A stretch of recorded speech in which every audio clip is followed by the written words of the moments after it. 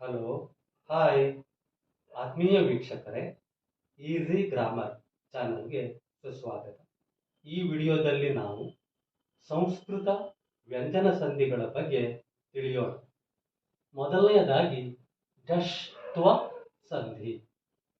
ಮೊದಲು ಇದರ ವ್ಯಾಖ್ಯೆಯನ್ನು ನೋಡೋಣ.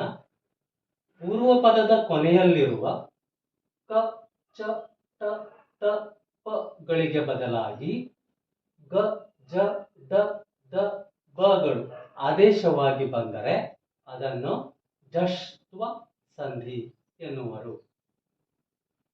ಸಂಸ್ಕೃತ ಭಾಷೆಯಲ್ಲಿ ಢಶ್ ಅಂದ್ರೆ ಗ, ಜ, ಡ, ದ, ಬ ವರ್ಣಗಳು, ಅಂದ್ರೆ ಈ ಅಕ್ಷರಗಳಿಗೆ ಢಶ್ ಅಂತ ಕರೀತಾರೆ. ಈಗ ಮೊದಲಿಗೆ ಢಶ್ತ್ವ ಸಂಧಿಯ ಕೆಲವು ಗುಣಲಕ್ಷಣಗಳನ್ನ ನೋಡೋಣ. ಮೊದಲನೇದಾಗಿ ಪೂರ್ವ ಪದದ ಕೊನೆಯಲ್ಲಿ ಕಚಟತಪಗಳು ಬರ್ತವೆ. ಇಲ್ಲಿ ಪೂರ್ವ ಪದ ವಾಕ್, ದಿಕ್, ಅಚ್, ಷಟ್, ವಿರಾಟ್, ಬೃಹತ್, ಅಪ್, ಸುಪ್ ಈ ತರ ಎಲ್ಲ ಪೂರ್ವ ಪದದ ಕೊನೆಯ ಅಕ್ಷರ ನಮಗೆ ವ್ಯಂಜನಗಳು ಬಂದಿವೆ, ಅಂದ್ರೆ ಕಚಟತಪಗಳು ಬಂದಿವೆ. ಹಾಗೇನೆ ಸಂಧಿ ಕಾರ್ಯದ ನಂತರ ಇವುಗಳ ಬದಲಾಗಿ ಗಜಡದ ಬಗಳು ಕ್ರಮವಾಗಿ ಆದೇಶವಾಗಿ ಬರುತ್ತೆ. ಅಂದ್ರೆ ಕಕ್ಕೆ ಬದಲಾಗಿ ಗ ಬರುತ್ತೆ, ಚಕ್ಕೆ ಬದಲಾಗಿ ಜ ಬರುತ್ತೆ, ತಕ್ಕೆ ಬದಲಾಗಿ ಡ ಬರುತ್ತೆ, ತಕ್ಕೆ ಬದಲಾಗಿ ದ ಬರುತ್ತೆ ಮತ್ತು ಪಕ್ಕೆ ಬದಲಾಗಿ ಬ ಬರುತ್ತೆ. ಇದು ಒಂದು ಸಂಸ್ಕೃತ ಸಂಧಿ.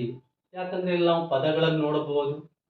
ಸಂಸ್ಕೃತ ಪದಗಳಿವೆ: ವಾಗ್ದಾನ, ದಿಗ್ವಿಜಯ, ಅಜಂತ, ಅಜ್ವರ್ಣ, ಷಡಾನನ, ವಿರಾಟ್ ರೂಪ, ಸದ್ಭಾವನೆ, ಬೃಹದಾಕಾರ, ಅಬ್ಜ, ಸುಬಂತ ಎಲ್ಲವೂ ಕೂಡ ಸಂಸ್ಕೃತ ಪದಗಳು. ಹಾಗಾಗಿ ಪೂರ್ವ ಪದದ ಕೊನೆಯಲ್ಲಿ ವ್ಯಂಜನಗಳು ಬಂದಿರೋದ್ರಿಂದ ಇದು ವ್ಯಂಜನ ಸಂಧಿ. ಸಂಸ್ಕೃತ ವ್ಯಂಜನ ಸಂಧಿಯಲ್ಲಿ ಮೊದಲನೆಯದು ಢಶ್ತ್ವ ಸಂಧಿ. ಈಗ ಉದಾಹರಣೆಗಳ ಮೂಲಕ ಇದನ್ನು ನಾವು ವಿಶ್ಲೇಷಣೆ ಮಾಡೋಣ. ಮೊದಲನೇ ಪದ ವಾಗ್ದಾನ ಇದೆ. ಇದನ್ನು ಬಿಡಿಸಿದ್ರೆ ವಾಕ್ ಪ್ಲಸ್ ದಾನ ಅಂತ ಆಗುತ್ತೆ. ಅಂದ್ರೆ ಇಲ್ಲಿ ಈ ಕೆ ಬದಲಾಗಿ ಗ ಬಂದಿದೆ. ವಾಗ್ ದಾನ, ಈ ದಾನ ಅನ್ನೋದು ಹಾಗೆ ಇದೆ. ಅಂದ್ರೆ ಉತ್ತರ ಪದದಲ್ಲಿ ಯಾವುದೇ ಬದಲಾವಣೆ ಆಗಿಲ್ಲ. ಈ ಢಶ್ತ್ವ ಸಂಧಿನಲ್ಲಿ ಉತ್ತರ ಪದದಲ್ಲಿ ಬದಲಾವಣೆ ಆಗೋದಿಲ್ಲ. ಪೂರ್ವ ಪದದಲ್ಲಿ ಕೊನೆಯ ಅಕ್ಷರದಲ್ಲಿ ಮಾತ್ರ ಬದಲಾವಣೆ ಆಗುತ್ತೆ. ನೆಕ್ಸ್ಟ್ ದಿಗ್ವಿಜಯ. ಇದನ್ನು ಬಿಡಿಸಿ ಬರೆದ್ರೆ ದಿಕ್ ಪ್ಲಸ್ ವಿಜಯ. ಇಲ್ಲಿ ದಿಕ್ ಕ ಗೆ ಬದಲಾಗಿ ಗ ಬಂದಿದೆ ಸಂಧಿ ಕಾರ್ಯದ ನಂತರ.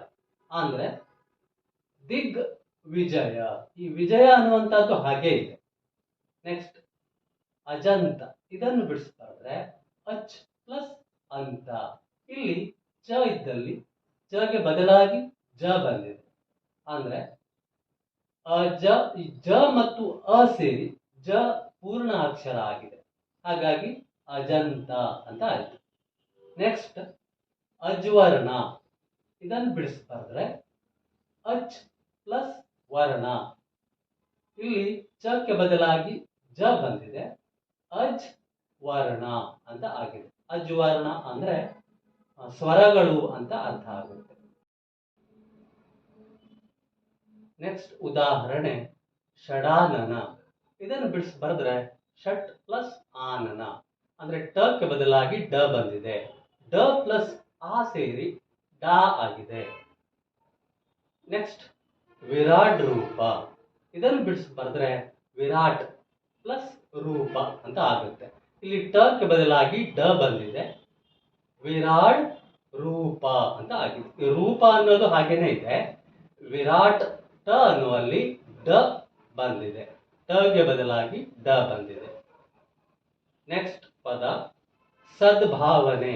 ಇದನ್ನು ಬಿಡಿಸಿ ಬಂದಾಗ ಸತ್ ಪ್ಲಸ್ ಭಾವನೆ. ಇಲ್ಲಿ ಸತ್ ಅಂದ್ರೆ ಒಳ್ಳೆಯ ಒಳ್ಳೆಯ ಭಾವನೆ ಅಂತ ಅರ್ಥ ಆಗುತ್ತೆ. ತಕ್ಕೆ ಬದಲಾಗಿ ದ ಆದೇಶವಾಗಿ ಬಂದಿದೆ. ಸದ್ ಭಾವನೆ. ನೆಕ್ಸ್ಟ್ ಉದಾಹರಣೆ ಬೃಹದಾಕಾರ. ಇದನ್ನು ಬರೆದ್ರೆ ಬೃಹತ್ ಪ್ಲಸ್ ಆಕಾರ ಅಂತ ಆಗುತ್ತೆ. ಇಲ್ಲಿ ಬೃಹತ್ ಇದ್ದಲ್ಲಿ ತಗೆ ಬದಲಾಗಿ ದಕಾರ ಬಂದಿದೆ.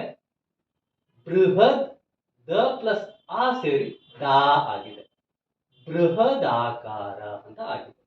ನೆಕ್ಸ್ಟ್ ಉದಾಹರಣೆ ಅಬ್ಜ. ಇದನ್ನು ಬರೆದ್ರೆ ಅಪ್ ಪ್ಲಸ್ ಜ ಅಂತ ಆಗುತ್ತೆ. ಇಲ್ಲಿ ಪಕ್ಕೆ ಬದಲಾಗಿ ಬ ಬಂದಿದೆ, ಅಂದ್ರೆ ಅಬ್ ಜ ಅಂತ ಆಗಿದೆ. ಅಬ್ಜ ಅಂದ್ರೆ ಅಪ್ ಅಂದ್ರೆ ಜಲ, ಜ ಅಂದ್ರೆ ಜನಿಸು, ಜಲದಲ್ಲಿ ಜನಿಸುವಂತಹದ್ದು, ಕಮಲ ಅಂತ ಅರ್ಥ ಆಗುತ್ತೆ. ನೆಕ್ಸ್ಟ್ ಸುಬಂತ. ಇದನ್ನು ಬರೆದ್ರೆ ಸುಪ್ ಪ್ಲಸ್ ಅಂತ ಆಗುತ್ತೆ. ಇಲ್ಲಿ ಪಕ್ಕೆ ಬದಲಾಗಿ ಬ ಬಂದಿದೆ, ಹಾಗಾಗಿ ಸುಬ. ಈ ಬ ಮತ್ತು ಅ ಸೇರಿ ಬ ಪೂರ್ಣಾಕ್ಷರ ಆಗಿದೆ, ಸುಬಂತ ಅಂತ ಆಗಿದೆ. ಇಲ್ಲಿ ನಾವು ಒಟ್ಟು 10 ಉದಾಹರಣೆಗಳನ್ನು ನೋಡಿದ್ವಿ. ಕಕ್ಕೆ ಬದಲಾಗಿ ಗ ಬರುವಂತಹದ್ದು 2 ಉದಾಹರಣೆ, ಚಕ್ಕೆ ಬದಲಾಗಿ ಜ ಬರುವಂತಹದ್ದು 2 ಉದಾಹರಣೆ, ಟಕ್ಕೆ ಬದಲಾಗಿ ಡ ಬರುವಂತಹದ್ದು 2 ಉದಾಹರಣೆ, ತಕ್ಕೆ ಬದಲಾಗಿ ದ ಬರುವಂತಹದ್ದು 2 ಉದಾಹರಣೆ, ಮತ್ತು ಪಕ್ಕೆ ಬದಲಾಗಿ ಬ ಬರುವಂತಹದ್ದು 2 ಉದಾಹರಣೆ. ಇದರಿಂದ ನಮ್ಗೆ ಏನ್ ಗೊತ್ತಾಗುತ್ತೆ? ಕ ಚ ಟ ತ ಪ ಕಾರಗಳಿಗೆ ಬದಲಾಗಿ ಗ ಜ ಡ ದ ಬ ಕಾರಗಳು ಆದೇಶವಾಗಿ ಬಂದ್ರೆ ಇದನ್ನ ನಾವು ಜಷ್ಟ್ವ ಸಂಧಿ ಅಂತ ಕರಿತೀವಿ. ಇದು ಎ ಪಾರ್ಟ್ ನಲ್ಲಿ ಸಂಧಿಗಳ ಬಗ್ಗೆ ನಾವು ತಿಳ್ಕೊಂಡ್ವಿ. ಇನ್ನು ಬಿ ಪಾರ್ಟ್ ನಲ್ಲಿ ಇದು ಯಾರಿಗೆ ಬರುತ್ತೆ ಅಂದ್ರೆ ಸಂಸ್ಕೃತ ಭಾಷಾ ಅಧ್ಯಯನದಲ್ಲಿ ಜಷ್ಟ್ವ ಸಂಧಿಯಲ್ಲಿ 2 ವಿಧಗಳಿವೆ. ಪದಾಂತ ಜಷ್ಟ್ವ ಮತ್ತು ಅಪದಾಂತ ಜಷ್ಟ್ವ. ಇದು ಸಂಸ್ಕೃತವನ್ನು ಒಂದು ವಿಷಯವನ್ನಾಗಿ ತೆಗೆದುಕೊಂಡು ಅಧ್ಯಯನ ಮಾಡುವಂತಹ ವಿದ್ಯಾರ್ಥಿಗಳಿಗೆ ಮಾತ್ರ ಬರುವಂತಹದ್ದು. ನಾವು ಕನ್ನಡ ಭಾಷಾ ವಿಷಯದಲ್ಲಿ ಬಂದಾಗ ಕನ್ನಡ ಭಾಷಾ ವಿಷಯಕ್ಕೆ ಸಂಬಂಧಿಸಿದಂತೆ ಪಾರ್ಟ್ ಎ ನಲ್ಲಿ ಇರುವಂತಹ ಕ ಚ ಟ ತ ಪ ಗಳಿಗೆ ಬದಲಾಗಿ ಗ ಜ ಡ ದ ಬ ಗಳು ಬರುವಂತಹ ಈ ಸಂಧಿ ಸಾಕಾಗುತ್ತೆ. ಅಪದಾಂತ ಜಷ್ಟ್ವ ಸಂಧಿ ತಿಳ್ಕೊಳ್ಳುವ ಅವಶ್ಯಕತೆ ಇಲ್ಲ. ಆದ್ರೆ ಗೊಂದಲ ಆಗಬಾರ್ದು ಅನ್ನೋದಕ್ಕೋಸ್ಕರ ನಾನು ಕೆಲವು ಉದಾಹರಣೆಗಳನ್ನ ಬರೆದಿದ್ದೇನೆ. ಇಲ್ಲಿ ಅಪದಾಂತ ಅಂದ್ರೆ ಇಲ್ಲಿ ಪದ ಪೂರ್ಣ ಆಗುತ್ತೆ ಅಷ್ಟೇ, ಒಂದು ಪದ ಮಾತ್ರ ರಚನೆಯಾಗುವುದು.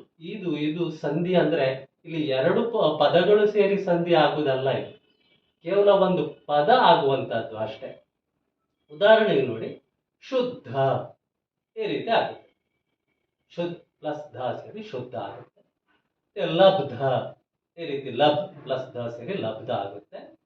ಯುದ್ಧ ಯುದ್ಧ ಪ್ಲಸ್ ಧ ಸೇರಿ ಯುದ್ಧ ಆಗುತ್ತೆ. ಸಮೃದ್ಧಿ ಸಮೃದ್ಧ ಪ್ಲಸ್ ಧಿ ಸೇರಿ ಸಮೃದ್ಧಿ ಆಗುತ್ತೆ. ಅಂದ್ರೆ ಇಲ್ಲಿ 2 ಪದಗಳು ಇಲ್ಲಿ ಬರಲ್ಲ, ಕೇವಲ ಒಂದು ಪದ ರಚನೆ ಆಗುತ್ತೆ ಅಷ್ಟೇ. ಹಾಗಾಗಿ ಇದನ್ನು ಅಪದಾಂತ ಜಷ್ಟ್ವ ಸಂಧಿ ಅಂತ ಸಂಸ್ಕೃತ ಭಾಷೆಯಲ್ಲಿ ಇದನ್ನ ಸೂತ್ರದ ಮೂಲಕ ತಿಳಿಸಲಾಗಿದೆ. ಇದನ್ನು ನಾವು ತಿಳ್ಕೊಳ್ಳುವ ಅವಶ್ಯಕತೆ ಇಲ್ಲ.